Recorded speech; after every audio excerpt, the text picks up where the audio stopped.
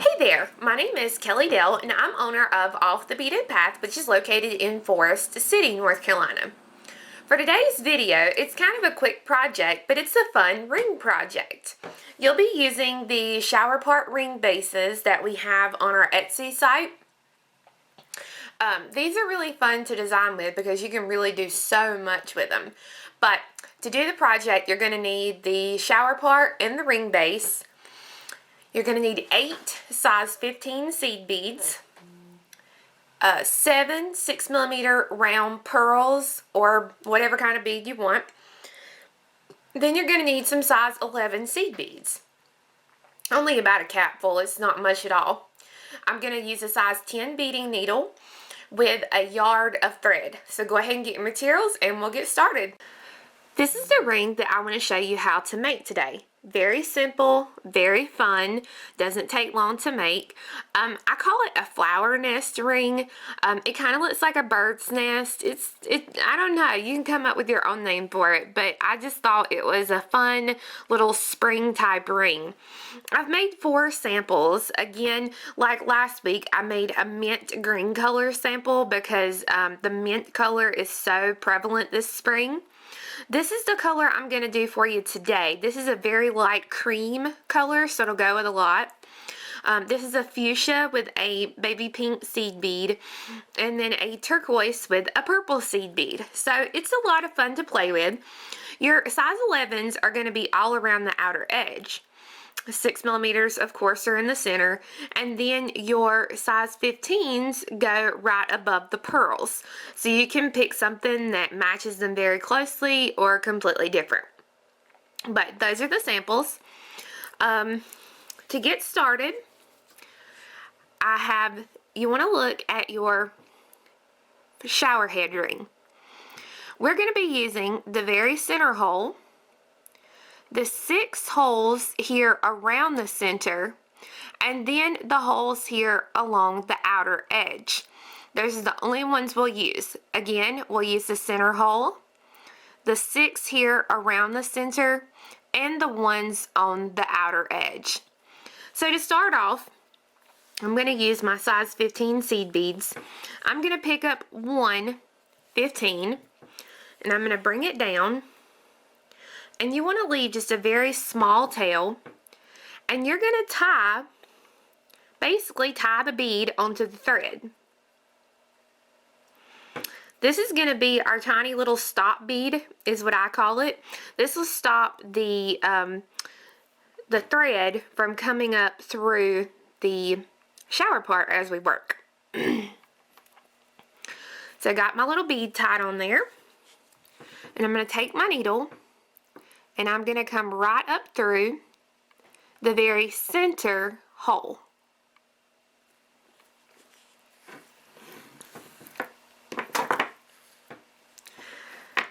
So as you can see, seed bead stops it, so you're good to go.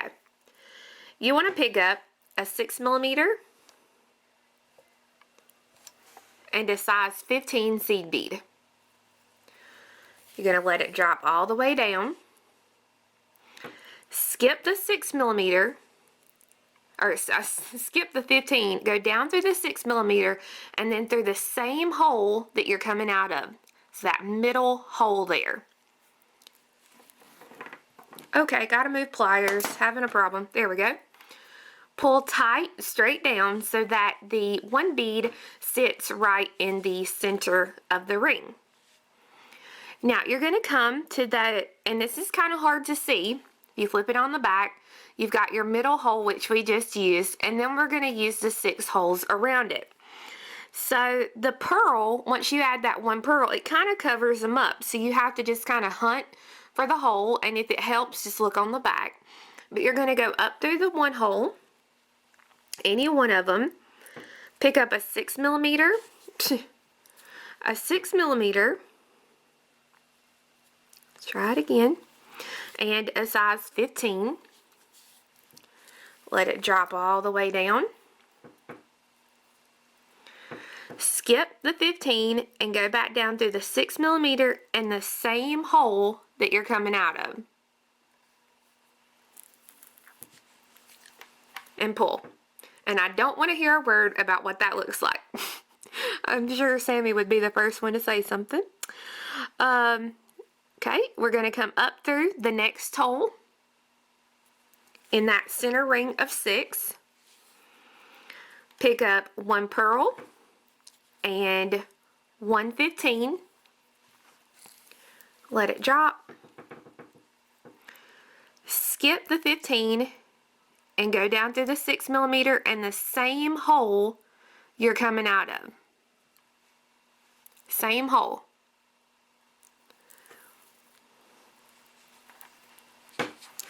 You want to continue and add the other 4 pearls around the center pearl. So you'll have 6 pearls on the outside and 1 in the very center. Once you've gone all the way around, this is what your ring will look like. If you don't like the seed beads around the outer edge, you can definitely stop. It's completely up to you.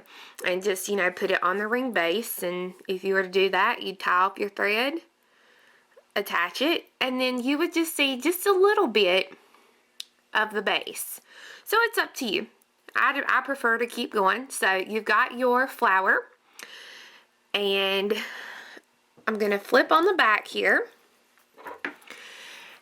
And I'm going to come to the outside hole closest to where my thread is exiting. I've cut off my little tail because it was driving me crazy. So I'm exiting here in this center hole, and I'm going to come to the closest outside hole, which is this one here. Remember, we're not working with any of those inside holes. We're only going to work on this outside layer. So you're coming out.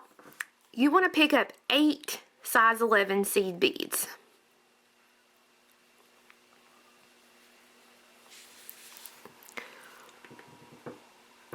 You're coming out of one hole, which is this one. We're going to skip one hole and we're going to go through the next hole.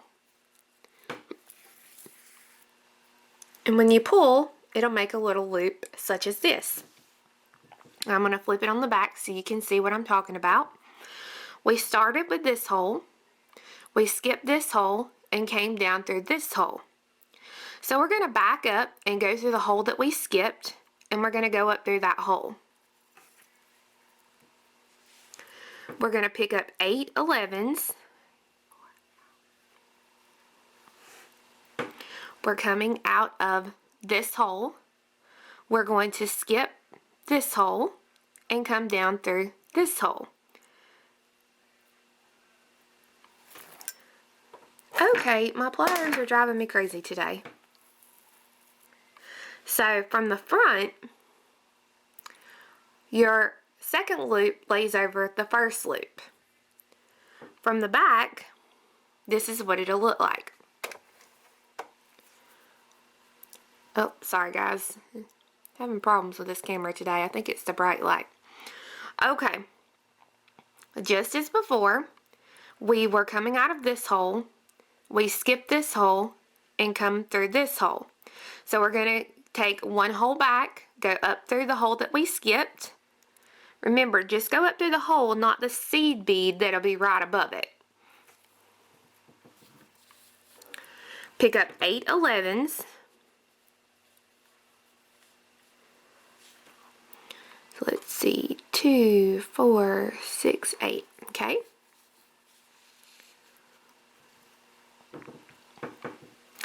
We are coming out of this hole here. We're going to skip this hole and come down through this hole. So basically, you're going to come down through the hole, the empty hole next to your beadwork every time. Back up one hole to the hole that we skipped. Go up through that hole. And as you can see, each loop lays on top of the other, and that's exactly what you want. Pick up 8 seed beads.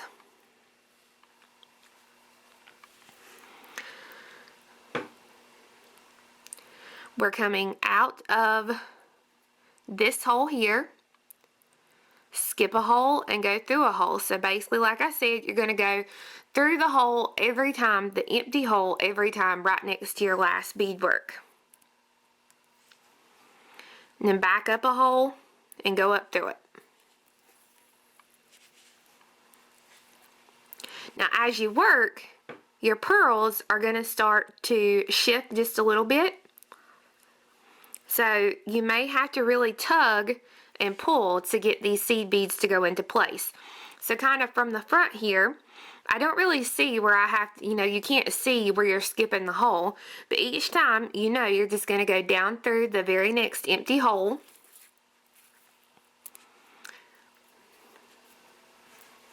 And then back up. You can flip it to the back to see. Just back up one hole and go back up through that hole that you skipped. 8. Go through the very next empty hole.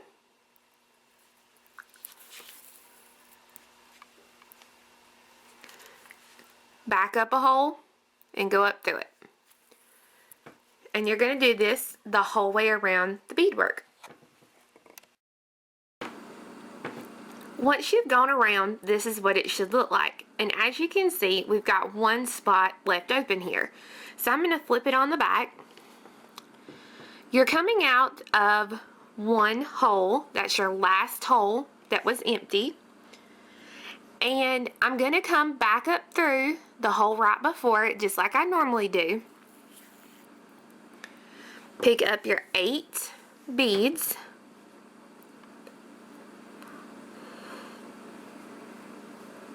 Now, once you have those 8 picked up, you're going to go down through. So I'm coming out of this hole here.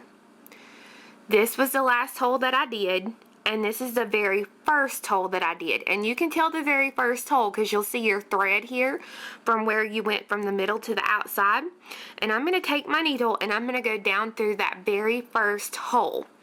And when you do that, make sure that your beadwork, you kind of have to manipulate the first loop here to make sure that your old loop, okay, start over. You have to manipulate it so that your last loop lays under the first loop.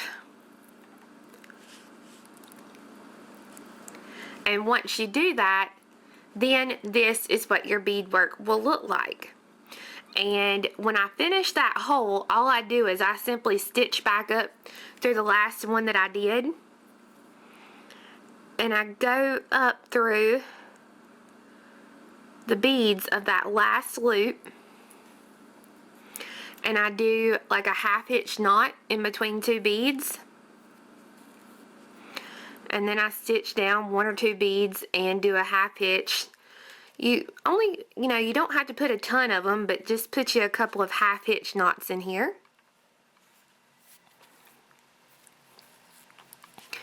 And then stitch down through to exit out of the bottom, the very base. And then you're ready to trim the short tail. So you have your ring top finished. Now you have to connect it to the ring base. The first thing that I do is I take my flat nose pliers and I kind of bend some of these prongs out just a little bit, because some of them, when you get them, are pressed in just a little and it makes it hard to get on the ring base. So you take it and you lay it. To me, this is the hardest part of the ring, because you have to take it and you have to get it in there just right, finding a space that your beads will allow through. So you don't want to see any space in between the ring base and the shower head part. So that's exactly where I want it. Now you have to find the 4 corners, and you take your flat nose pliers, and again, make sure they don't have any grooves on the inside, and take and press down the little prong. Now be careful when you press down that prong not to crack any seed beads. I'm going to go to the opposite side, and I'm going to do the same thing. Press down the prong. Sometimes it's hard finding the prong. Press that one down. Just make sure you find it and you get all 4 pressed down.